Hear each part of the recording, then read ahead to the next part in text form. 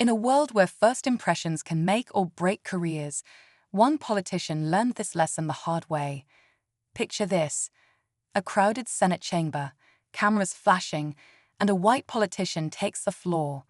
His speech, sharp and loaded with insults, was aimed at a woman he assumed was just another newcomer.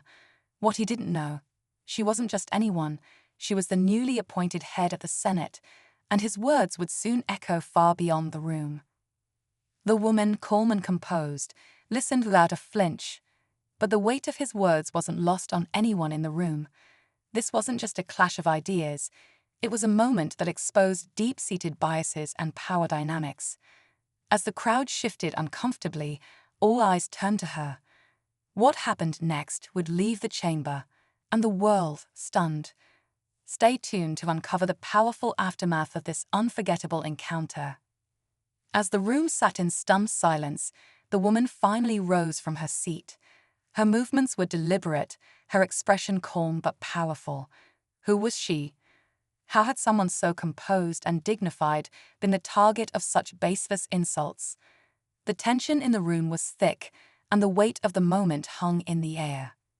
For those watching, it was a reminder of how often assumptions lead to monumental missteps. This wasn't the first time she'd faced such treatment, but this time was different. She held a title that commanded respect. Behind her calm demeanor was a lifetime of battles, a career built on breaking barriers, and an unwavering belief in justice. The politician, oblivious to the storm he had unleashed, looked smug, unaware of the consequences waiting for him. The onlookers exchanged glances, knowing the next moments would shift the dynamic in a way no one could predict. The woman stood there, her silence louder than any words. She glanced around the room, her eyes meeting those of her colleagues, some looking uneasy, others avoiding her gaze altogether. The weight of what had just happened settled heavily in the chamber. Everyone knew this moment would be replayed on every news channel, dissected on every platform. Outside the chamber, whispers grew louder. Staffers scrambled to piece together the fallout. Social media buzzed as clips of the politician's speech began circulating, but now with added context. The woman he insulted was the new head of the Senate, a historic figure, the first Black woman to hold the position. The narrative was shifting quickly, and so were public reactions. Inside, the politician shifted in his seat, still unaware of the magnitude of his mistake. Meanwhile, the woman took a deep breath. She wasn't just about to respond, she was about to make history. The chamber grew colder, the tension almost tangible as the woman finally addressed the room. Her voice was calm but firm, carrying the kind of weight that demanded attention.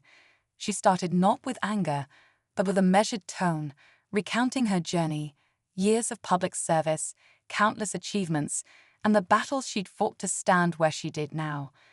Her words were a stark contrast to the politician's earlier attack, highlighting not just her resilience, but also the glaring injustice of his behavior.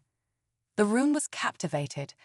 Some senators nodded subtly, while others looked uncomfortable, realizing the gravity of the moment. Outside, reporters were gathering like storm clouds, preparing to cover the fallout.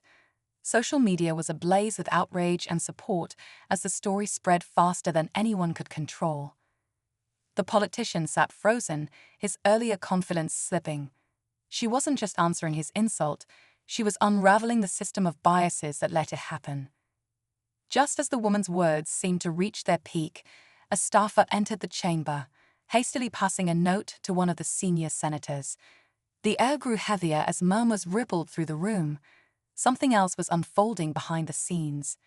All eyes shifted to the senator as he read the note, his expression tightening. Whatever it wasn't good news for the politician who had spoken so recklessly. Unbeknownst to him, his past comments and actions were being unearthed in real time. Social media users were digging deep, and a pattern was emerging, a series of dismissive and derogatory remarks aimed at individuals from marginalized groups. The revelation was gaining momentum, and even members of his own party were distancing themselves. Back in the chamber, the woman paused, letting the silence settle. She could see the subtle shift around her, the cracks in the politician's support. And yet, she wasn't finished. The chamber was electric, the tension reaching a boiling point. The woman took one last look around the room before delivering her final words, a call for accountability, not just for herself, but for everyone who had faced similar disrespect. Her voice, steady and powerful, echoed through the chamber, leaving no doubt about the strength of her leadership. The chamber was electric, the tension reaching a boiling point. The woman took one last look around the room before delivering her final words, a call for accountability, not just for herself, but for everyone who had faced similar disrespect. Her voice, steady and powerful, echoed through the chamber, leaving no doubt about the strength of her leadership.